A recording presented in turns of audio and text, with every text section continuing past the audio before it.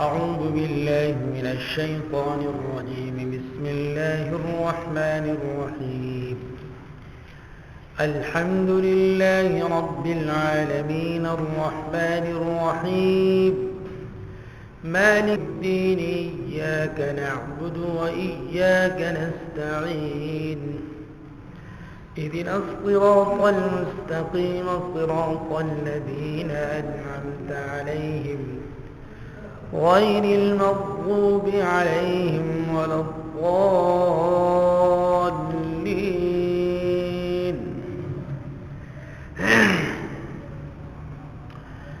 اعوذ باللہ من الشیطان الرجیم. میں اللہ کی پناہ میں آتا ہوں شدود کے شر سے بچنے کے لیے. بسم اللہ الرحمن الرحیم.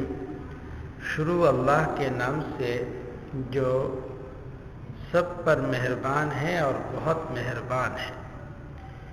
الحمدللہ رب العالمین. تمام تعریفیں اللہ کے لیے ہیں جو تمام جہانوں کا پالنے والا ہے. الرحمن الرحیم. سب پر مہربان ہے اور بہت مہربان ہے. مالک ہے روز جزا کا. ایاک نعبد. تیری ہی ہم عبادت کرتے ہیں. و ایاک نستعین. اور تجھ ہی سے ہم مدد چاہتے ہیں.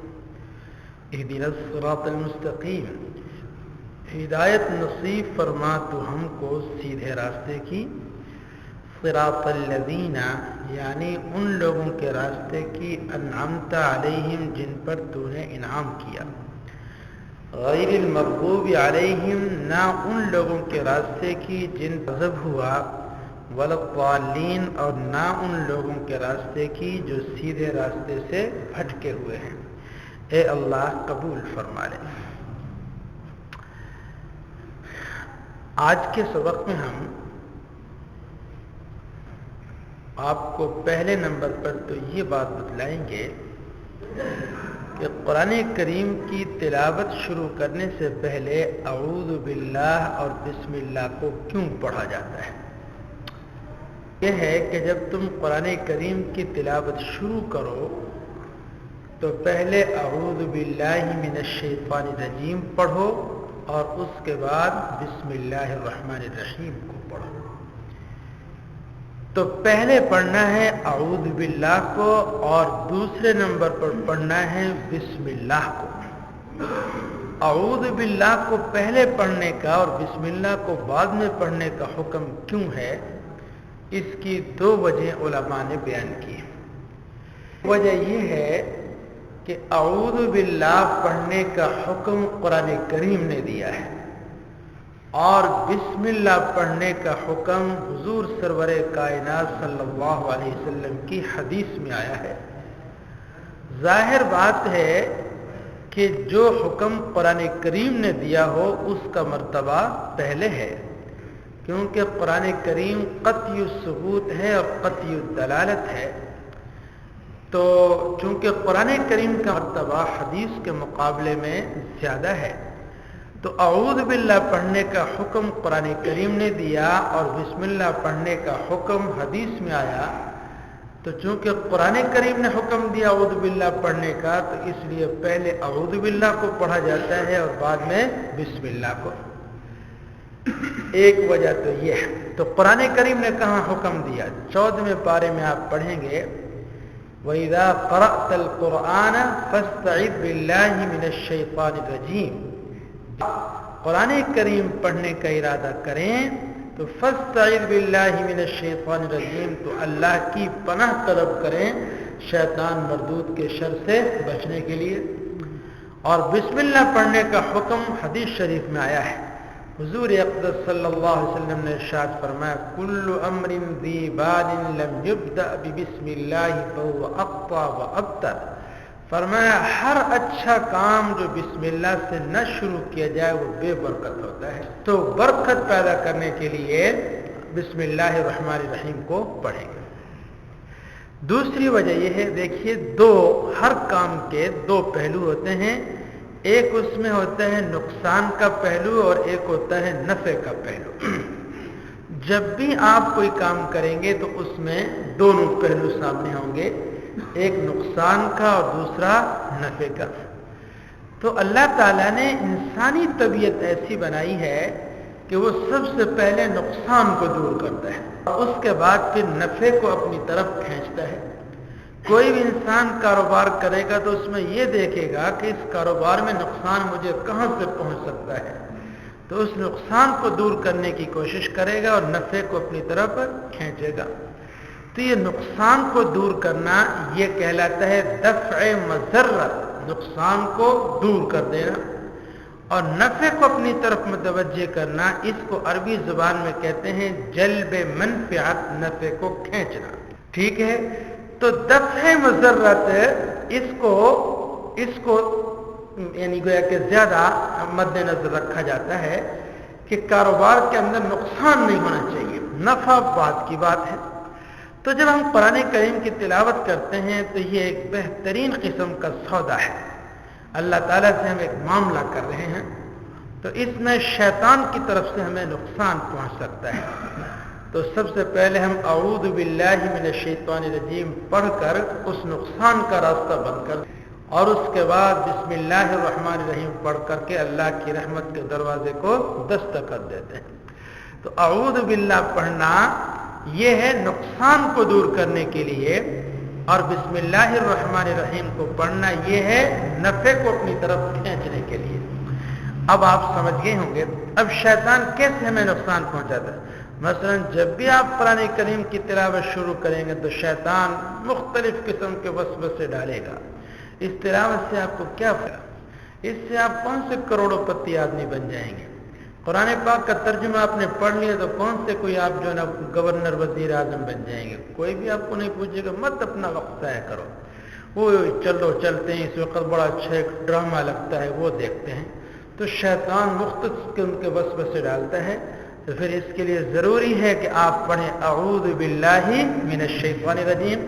تو اب گویا کہ آپ رب العالمین کے محفوظ قلعے کے اندر آ گئے ہیں، محفوظ چھتری کے نیچے آ گئے ہیں، تو ان پڑھنے کے بعد پھر شیطان آپ کو برغلا نہیں سکتا ہے۔ تو دفع مضرت ہو گیا، نقصان کو دور کر لیا، اور بسم اللہ الرحمن الرحیم پڑھ کر پھر آپ نے اللہ کی رحمت کے دروازے کو کھٹکھٹایا ہے۔ یہ اللہ کی رحمت کا گیٹ ہے، دروازہ ہے بسم اللہ الرحمن الرحیم۔ اس کو ہم بسم اللہ کو ویسے ہی سمجھتے ہیں، حالانکہ یہ انتہائی برکت والی آیت ہے۔ اللہ تعالیٰ نے اس کے اندر بڑی ہی خیر و برکت رکھی ہے۔ امام راضی رحمۃ اللہ علیہ نے تفسیر کبیر حضرت عمر فاروق رضی اللہ تعالیٰ عنہ کے پاس روم یا ایران ان دونوں میں سے کسی ملک کے بادشاہ نے پیغام بھیجا کہ میرے سر میں درد ہے اور میں نے کوئی حکیم اور طبیب نہیں چھوڑا جس سے دوائی استعمال نہ کی ہو، لیکن میرے سر کا درد ختم نہیں ہو رہا ہے، لہذا آپ مجھے کوئی علاج بتلائیں کہ میرے سر کا درد ٹھیک ہو جائے۔ حضرت عمر فاروق رضی اللہ تعالیٰ عنہ اس ایلچی سے کہا تم بیٹھو، اور اندر تشریف لے گئے اور اپنی اہلیہ سے فرمایا کہ ٹوپی تیار کرو۔ اس نے ٹوپی تیار کرنا شروع کیا، پھر فرمانے لگے کہ یہ چھوٹی سی پرچی دی، فرمایا اس کو ٹوپی کے اندر رکھ دو۔ وہ سلائی اس کے اندر کر دی۔ جب ٹوپی تیار ہو گئی تو حضرت نے فرمایا اس ایلچی سے یہ ٹوپی لو اور جا کر کے اس کو پیش کرو اپنے بادشاہ کو، اور اس کو کہنا کہ اس ٹوپی کو اپنے سر کے اوپر رکھ لے۔ چنانچہ امام راضی رحمۃ اللہ علیہ لکھتے ہیں کہ وہ ایلچی ٹوپی لے کر کے گیا اور اس بادشاہ کو پیش کی۔ جیسے ہی اس ٹوپی کو اس نے اپنے سر پر رکھا تو اللہ تعالیٰ نے اسی وقت اس کے سر کا درد ختم کر دیا۔ تو کچھ دنوں کے بعد اس نے کہا کہ یار حضرت عمر فاروق نے نہ تو مجھے کوئی کھانے کے لیے کوئی چیز دی، نہ سونگھنے کے لیے کوئی چیز دی، نہ مالش کے لیے کوئی چیز دی، یہ ٹوپی کے اندر کیا چیز رکھی ہے اس نے کہ سر پہ رکھی تو اسی وقت اس کا میرے سر کا درد ختم ہو گیا۔ تو دل میں خیال آیا کہ میں دیکھوں کہ اس کے اندر ہے کیا چیز۔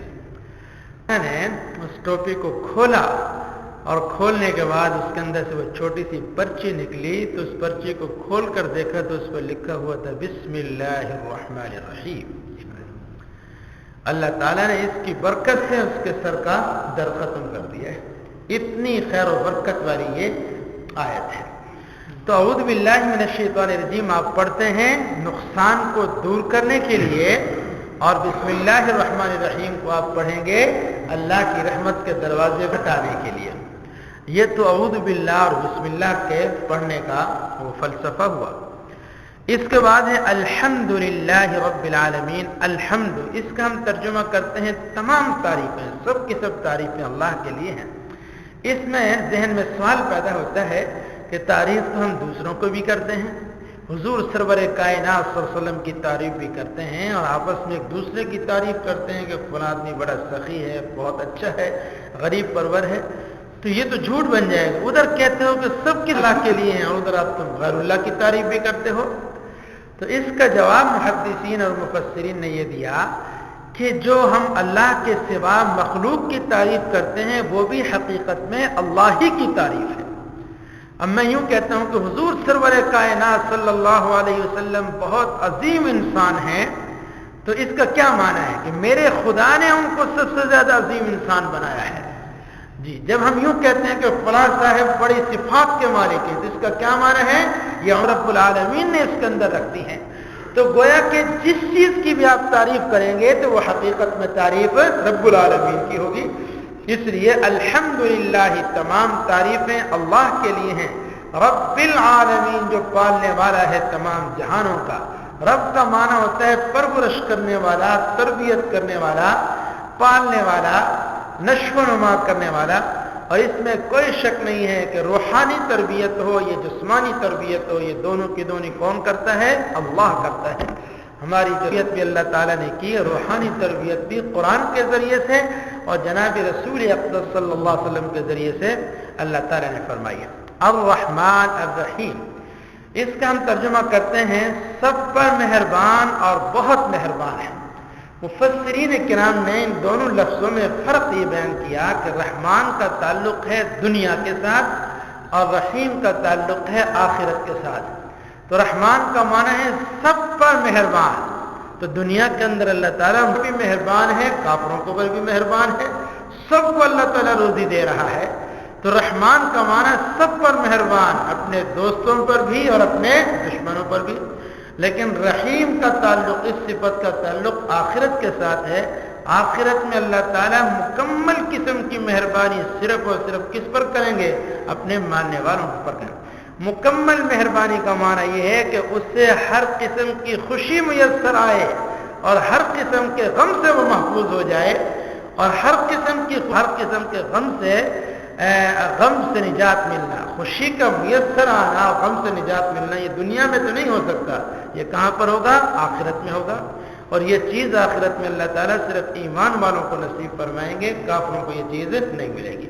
اس لیے ہم نے ترجمہ کیا الرحمن کا معنی سب پر مہربان، یعنی دنیا میں وہ سب پر مہربان ہے، اور الرحیم کا معنی کرتے ہیں بہت مہربان، اور بہت مہربان اللہ تعالیٰ آخرت میں اپنے بندوں پر، ایمان والوں پر ہوں گے، کہ انہیں ہر قسم کی کامیابی ملے گی، ہر قسم کی خوشی ملے گی، اور ہر قسم کے غم سے وہ محفوظ ہو جائیں گے۔ تو رحمان اور رحیم کا فرق سمجھ لیا۔ مالک یوم الدین، مالک ہے وہ جزا کے دن کا۔ ایاک نعبد، تیری ہی ہم عبادت کرتے ہیں، وایاک نستعین، اور تجھ ہی سے ہم مدد چاہتے ہیں۔ استعانت کی دو قسمیں ہیں، ایک ہے ما تحت الاسباب اور ایک ہے ما فوق الاسباب۔ ما تحت الاسباب، اسباب کے دائرے میں ایک دوسرے سے بھی مدد حاصل کی جا سکتی ہے۔ ڈاکٹر کے پاس آپ جائیں گے کہ مجھے دوائی دے دو، وہ آپ کو، لیکن ایک ہے ما فوق الاسباب، کہ دوائی کے بغیر، اسباب کے بغیر شفا لینا، اور یہ کام صرف اور صرف اللہ کا ہے۔ میرے سر میں درد ہو جائے، میں اے اللہ مجھے شفا عطا فرما دے، مجھے کوئی بیماری لاحق ہو جائے، اے اللہ بغیر اسباب کے مجھے شفا عطا فرما دے، یہ کام کون کر سکتا ہے؟ اللہ کر سکتے ہیں۔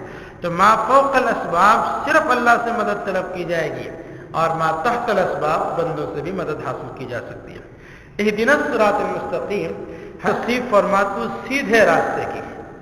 یاد رکھیے یہاں اس کا ترجمہ یوں کریں گے، اے اللہ تو ہمیں ہدایت نصیب فرما سیدھے راستے کی، اور ہدایت نصیب فرمانے کے بعد ہمیں تو استقامت نصیب فرما۔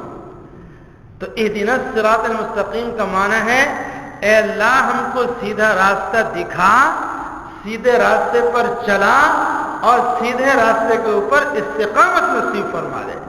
اور اسی کے لیے رسول اللہ مانگی یا مقلب القلوب ثبت قلوبنا علی دینک. اس کا کیا معنی ہے؟